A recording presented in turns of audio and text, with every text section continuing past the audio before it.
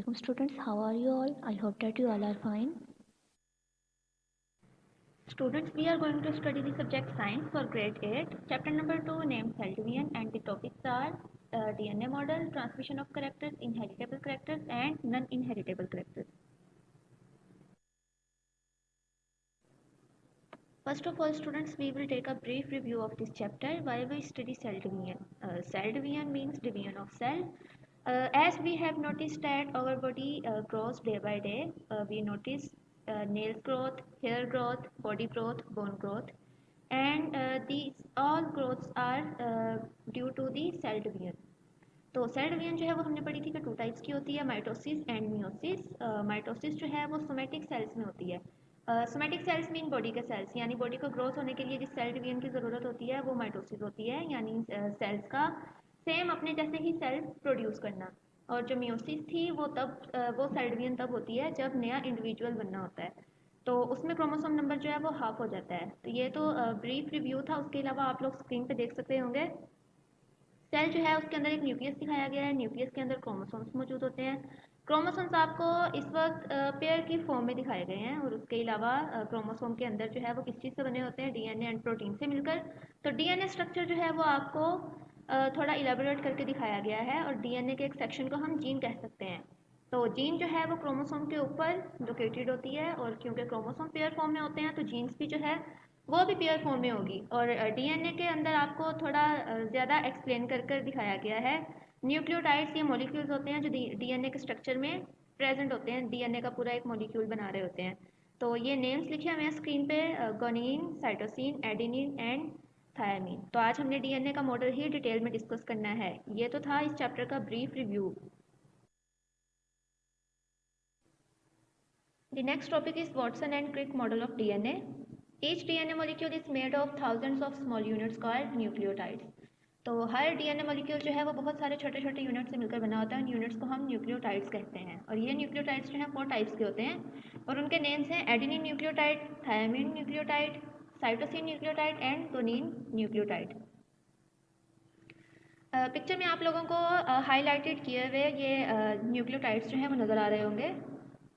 उसके अलावा Watson and Crick 2 scientist थे। उन्होंने डीएनए के बारे में मजीद क्या कहा था कि DNA molecule consist of 2 strands form of nucleotides. उन्होंने कहा था कि न्यूक्लियोटाइड्स की बात तो हमने कर ली, लेकिन न्यूक्लियोटाइड्स जो हैं वो 2 स्ट्रैंड्स में लगे होते हैं। जैसा कि आप लोगों को पिक्चर में नज़र आ रहा होगा, ब्राउन से कलर का स्ट्रैंड नज़र आ रहा है जो कि डबल स्ट्रैंड है। उन स्ट्रैंड्स के इन साइड जो हैं ये न्यूक्लियोटाइड्स अटैच हुए हुए हैं। हर स्ट्रैंड जो है उसके इनर साइड पे एक न्यूक्लियोटाइड लगा होगा, दूसरे स्ट्रैंड के इनर साइड पे एक न्यूक्लियोटाइड लगा होगा, और वो दोनों न्यूक्लियोटाइड्स जो हैं वो आपस में कंबाइन होकर एक लिंकेज बनाएंगे। एक बॉन्ड के जरिए वो आपस में कंबाइन होंगे और एक क्रॉस बैंडेज जैसा स्ट्रक्चर बनाएंगे, क्रॉस बैंड जैसा, लाइक अ लैडर। तो ये आप लोगों को पिक्चर में नज़र आ रहा है कि कैसे दोनों साइड्स के न्यूक्लियोटाइड्स ने कलर से डिनोट किया गया है कि कौन कौन से न्यूक्लियोटाइड्स जो हैं वो आपस में कंबाइन किए हुए हैं।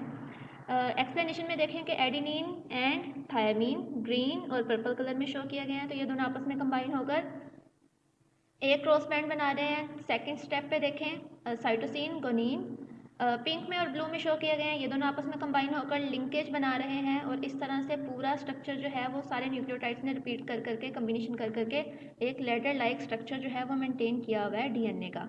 तो ये तो था structure of DNA model according to Watson and क्रिक।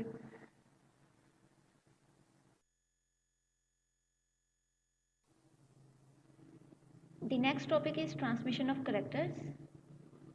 हम लोगों ने सेल डिवीजन स्टडी कर ली, सेल डिवीजन की टाइप स्टडी कर ली, देन सेल का स्ट्रक्चर, क्रोमोसोम का स्ट्रक्चर एंड डीएनए मॉडल का स्ट्रक्चर। ये सारी बेसिक्स बातें हमने इस चैप्टर में डिस्कस कर लिया। अब हमने डिस्कस करना है कि कैरेक्टर्स जो हैं वो पेरेंट से नए इंडिविजुअल में ट्रांसफ़र कैसे होते हैं, कौन सी चीज़ रिस्पॉन्सिबल होती है जो कि न्यू ऑर्गेनिज्म को अपने पेरेंट से मैच करवा रही होती है। तो हम लोगों ने जब मियोसिस पढ़ा था तो उसके रिजल्ट में 4 सेल्स बने थे जिनमें क्रोमोसोम नंबर हाफ हो गया था।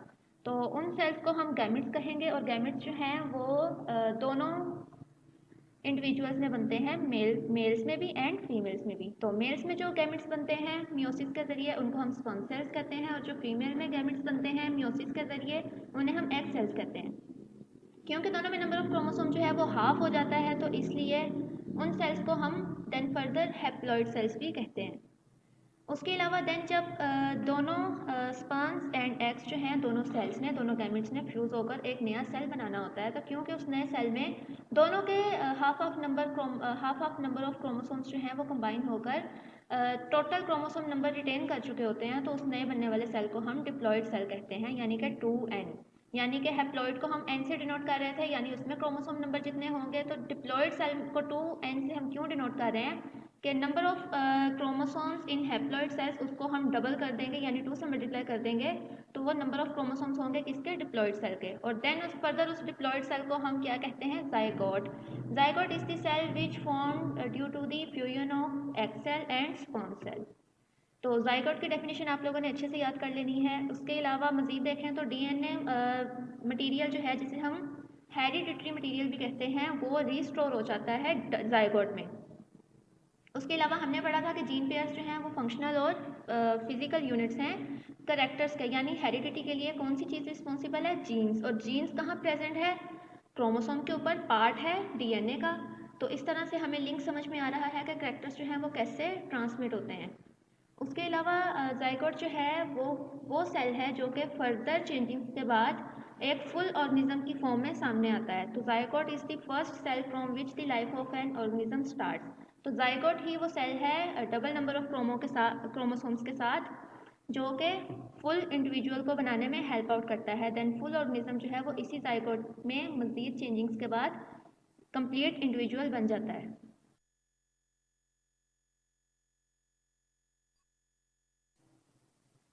नेक्स्ट हम हैप्लॉइड और डिप्लॉइड सेल्स का डिफरेंस देखेंगे।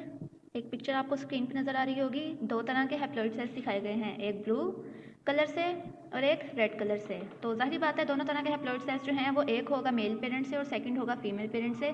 दोनों हैप्लॉइड सेल्स जब फ्यूज़ होंगे तो रिजल्टेंट जो सेल होगा उसे हम डिप्लॉइड सेल कहेंगे, यानी 1n एंड 1n 2n, यानी डबल हो जाएगा, डबल नंबर ऑफ क्रोमोसोम्स के साथ। जैसे कि आपको सेल के अंदर दिखाया गया है कि 4 क्रोमोसोम्स हैं, तो देन आप जब डिप्लॉइड सेल में देखेंगे तो क्रोमोसोम नंबर जो है वो 8 हो चुका हुआ है।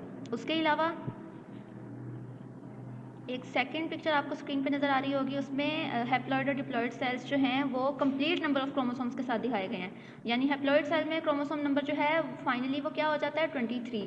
क्योंकि ह्यूमंस में क्रोमोसोम नंबर जो है वो 46 होता है, और जब उन्होंने सेल डिवीजन के लिए सेल्स ने रेडी होना होता है तो उनमें क्रोमोसोम नंबर जो है वो हाफ हो जाता है, यानी 23। तो हैप्लॉइड सेल जो है राइट साइड पे वो आपको 23 क्रोमोसोम नंबर के साथ नज़र आ रहा है, और लेफ्ट साइड पे जो डिप्लॉइड सेल है वो कंप्लीट 46 नंबर ऑफ क्रोमोसोम्स के साथ आपको नज़र आ रहा है। तो ये था मेन डिफरेंस हैप्लॉइड और डिप्लॉइड सेल्स का।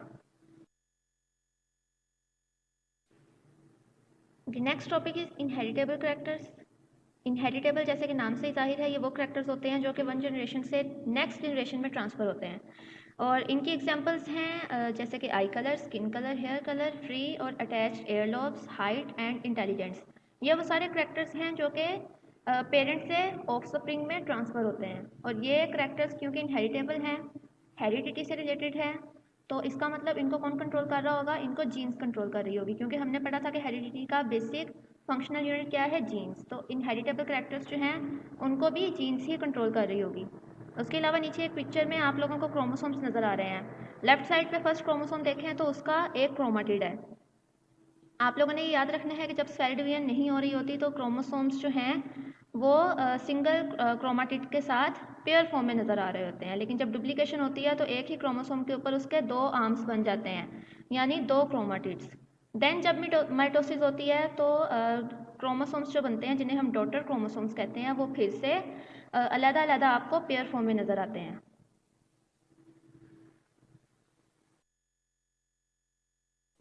The next topic is non inheritable characters. जैसे कि नाम से ही जाहिर है, ये वो करेक्टर्स हैं जो कि वन जनरेशन से नेक्स्ट जनरेशन में ट्रांसफ़र नहीं होते। ये वो करेक्टर्स होते हैं जो पेरेंट्स से ऑफस्प्रिंग में ट्रांसफ़र नहीं होते, इसीलिए इन्हें नॉन इनहेरिटेबल करेक्टर्स कहते हैं।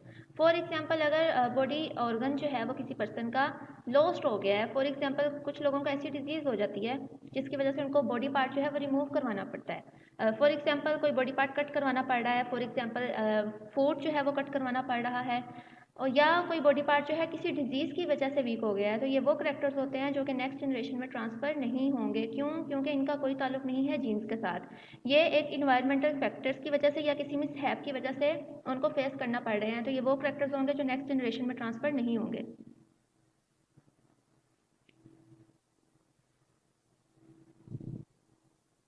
नेक्स्ट नीचे आपको स्टूडेंट्स एक पिक्चर नज़र आ रही है।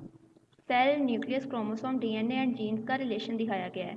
तो ये एक एक्स्ट्रा पिक्चर थी, आप लोगों ने ये सारे जो कॉन्सेप्ट्स हैं वो अपने याद रखने हैं। The next topic is examples of inheritable characters. First example है आई कलर। आई कलर जो है वो क्योंकि एग्जांपल है इनहेरिटेबल कैरेक्टर्स की, तो इसका मतलब उसको भी कौन कंट्रोल कर रहा है? जीन पेयर्स कंट्रोल कर रहे हैं। और उसके अलावा काम कैसे करती हैं ये जीन्स कंट्रोल करती हैं production of brown pigment in the iris of the eyes. Eyes के अंदर आइरिस एक पार्ट है जो कि आपको कलरफुल नज़र आता है। जो कलरफुल पार्ट है आपको प्यूपिल यानी ब्लैक डॉट के अराउंड जो कलरफुल पार्ट आपको नज़र आता है उसे हम आइरिस कहते हैं। और उसके अंदर वो कलरफुल क्यों नज़र आता है? एक पिगमेंट की वजह से नज़र आता है, ब्राउन पिगमेंट। तो जीन्स जो हैं उसी पिगमेंट की प्रोडक्शन को कंट्रोल करती हैं। जब ये जीन्स जो हैं वो वर्किंग में होती हैं, प्रोड्यूस करती हैं बहुत ज़्यादा पिगमेंट, तो हमें आइज जो हैं वो ब्लैक कलर की नज़र आती हैं। अगर ये पिगमेंट जो है वो कम प्रोड्यूस हो यानी जीन्स जो हैं वो थोड़ा पिगमेंट जो है लेस अमाउंट में प्रोड्यूस करवा रही हैं, तो जो कलर होगा आइस का वो लाइट ब्राउन होगा। उसके अलावा अगर मज़ीद वो प्रोडक्शन जो है उस मटेरियल की कम होती है, उस पिगमेंट की कम होती है, तो आइस का कलर ब्लू, ग्रीन और हेज़ल कलर का हमें नज़र आएगा। तो ये सारी जो प्रोडक्शन थी ब्राउन पिगमेंट की वो कौन कंट्रोल कर रहा है? जीन्स। तो ये फर्स्ट एग्जांपल थी इनहेरिटेबल कैरेक्टर्स की।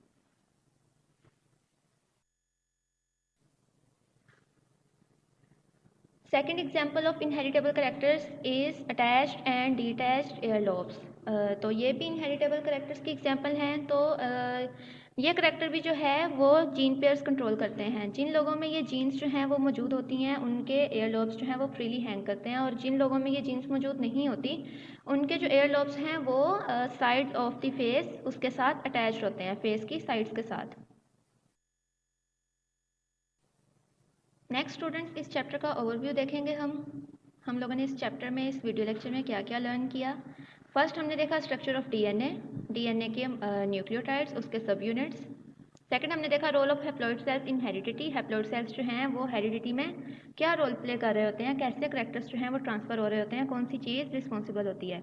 नेक्स्ट हमने देखा फॉर्मेशन ऑफ जाइगोट। जाइगोट कैसे बनता है उसकी आप लोगों को डेफिनेशन भी याद होनी चाहिए। एमसीक्यू पॉइंट ऑफ व्यू से भी ये सारे छोटे छोटे पॉइंट्स जो हैं ये बहुत इंपॉर्टेंट हैं। उसके अलावा फोर्थ हमने देखा इनहेरिटेबल कैरेक्टर्स। इनहेरिटेबल कैरेक्टर्स के बारे में भी आपको पता होना चाहिए होते क्या है, यानी डेफिनेशन क्या है और देन उनकी एग्जांपल्स क्या क्या हैं। नेक्स्ट हमने देखा नॉन इनहेरिटेबल कैरेक्टर्स, यानी वो कैरेक्टर्स जो ट्रांसफर नहीं होते एक जनरेशन से दूसरी जनरेशन में, तो उसकी भी आप लोगों को डेफिनेशन और एग्जांपल्स याद होनी चाहिए। बहुत short question and MCQ point of view से इंपॉर्टेंट है। तो ये तो था इस चैप्टर का ब्रीफ ओवरव्यू। ये चैप्टर आप लोगों का कंप्लीट हो चुका हुआ है। आप लोगों ने शॉर्ट क्वेश्चन, ऑब्जेक्टिव और लॉन्ग क्वेश्चंस जो हैं वो अच्छे से लर्न कर लेने हैं इस चैप्टर के। Thanks for watching students, stay safe, अल्लाह हाफिज़।